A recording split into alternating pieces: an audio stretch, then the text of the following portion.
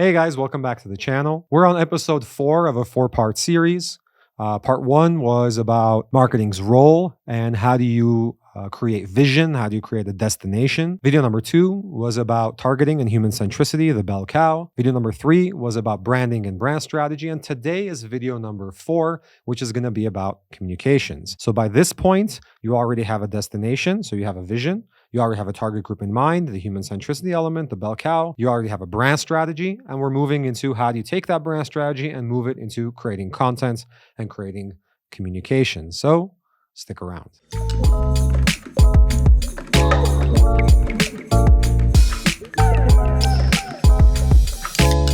Before I get into the details of communication strategy and how it's being built, how do you run campaigns, how do you manage campaigns, I want to talk a little bit about one of my favorite communications.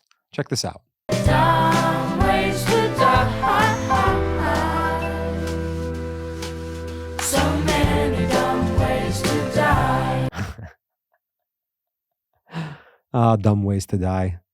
It's definitely one of my favorites. I'll give you a little bit of a background so you understand why it's so freaking cool. It's probably a marketer's dream to come up with an idea like this. And the reason is because it's not only a really catchy song and it's really cool animation, but the awesome thing is that there's a clear human-centric insight into why this communication was actually created. So this is coming from Norway, Norway Metro, so subway. The Norway subway company had a problem.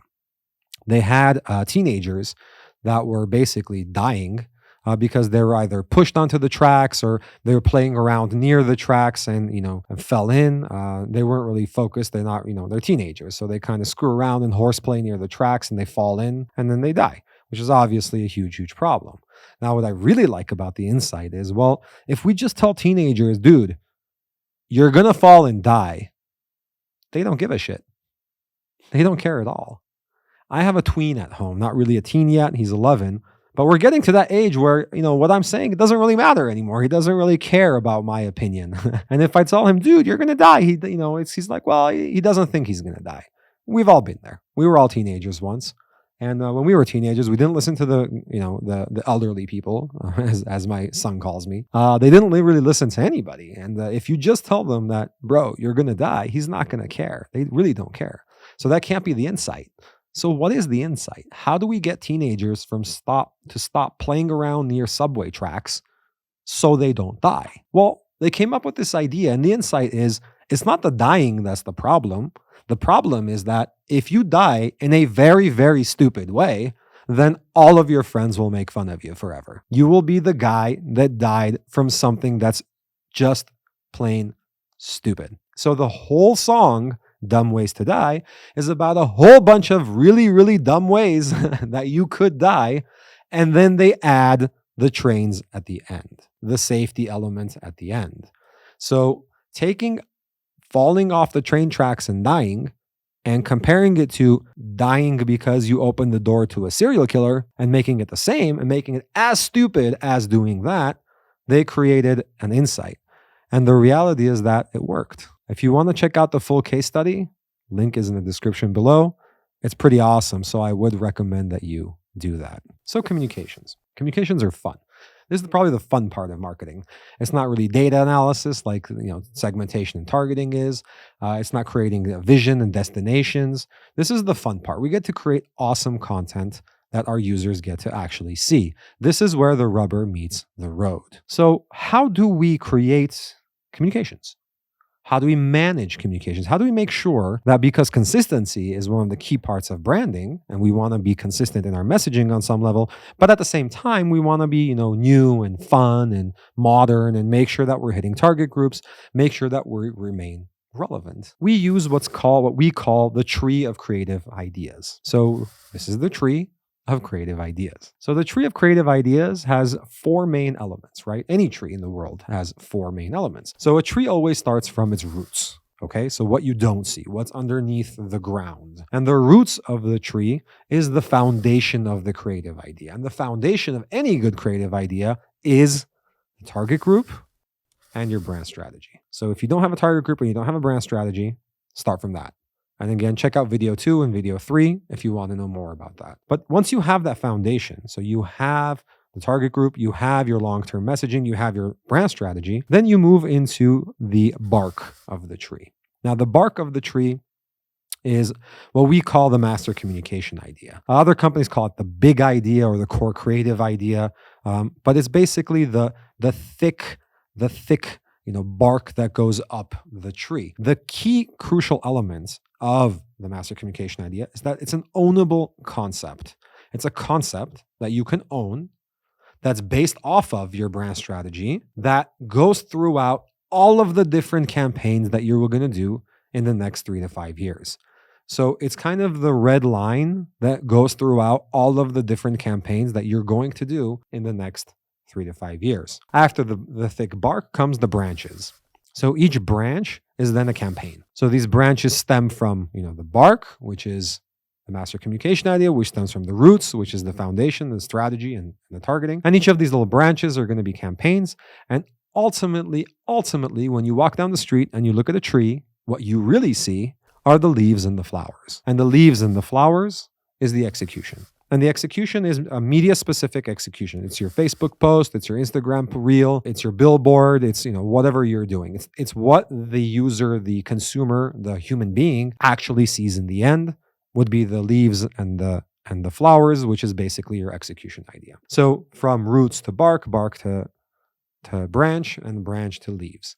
And this is how we build it up. I want to focus a little bit on that core creative idea, right? That core creative idea is probably going to be the most important. So any master communication idea or core creative idea, it has to run 3 to 5 years. So there's an element of time. It has to run at least 3 to 5 years. It has to be executable across multiple different communication platforms. You have to be able to use that same concept on social media, on pay-per-click, on search engine optimization. You have to be able to use it on billboards, on YouTube ads, on videos, on animations, and so on and so forth. So you have to be able to use it across multiple different medias. It has to have legs. It has to be on target. So it has to be based on the foundation. It has to be on brand strategy. So it has to be based on the foundation. And so this is 4, right? So across time, across media, on target, on strategy. That's 4. The 5th checkpoint or the 5th criteria of a good master communication idea is what we call the 5th element. The 5th element is you. You have to personally like it. Now, this is the point where agencies and content creators hate me. They don't like it when I say it that way. There is a subjective element.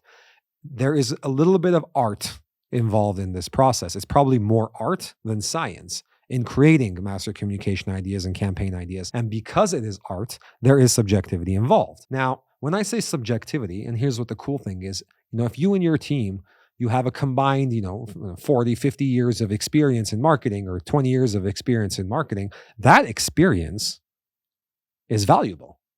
You kind of have that, when you look at something, you're like, well, it's on strategy, it's on target, but you kind of have a gut feeling that it's not going to work. You have a gut feeling that something is wrong.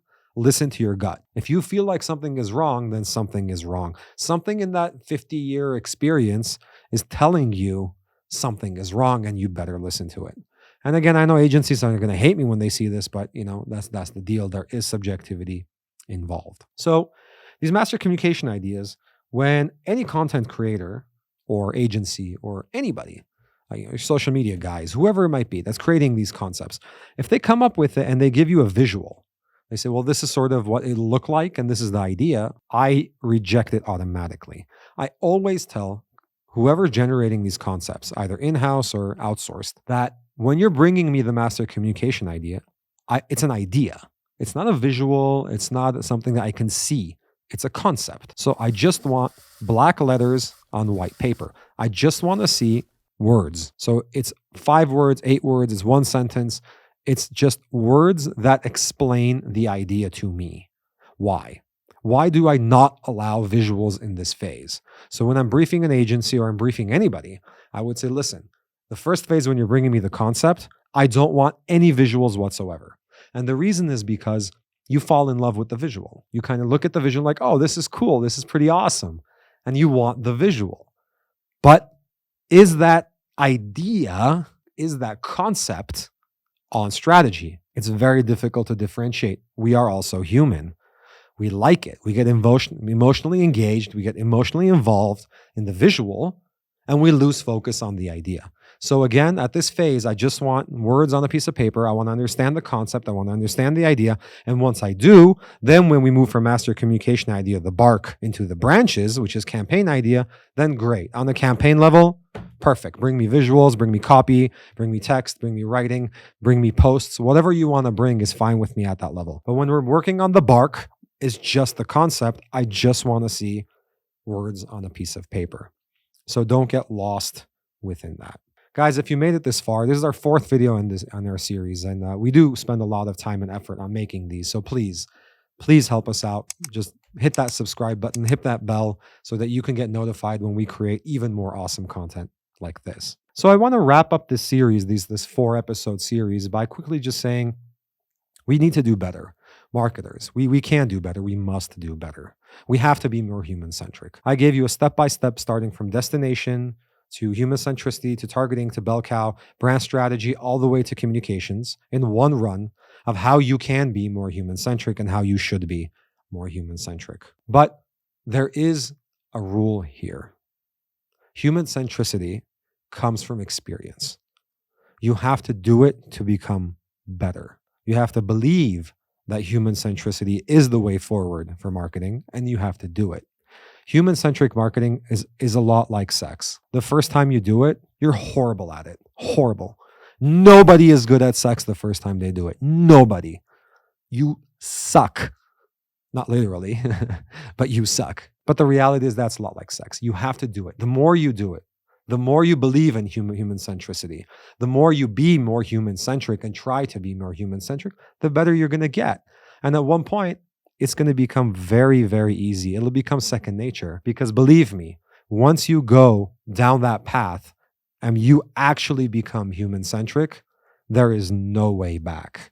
There is no way back. You will be a better marketer. You will add more value. You will generate growth and revenue, and everybody will be happier because of it, including your target group, your human, your user, and your consumer. Thank you very much, guys, for sticking around. I'll see you guys next week.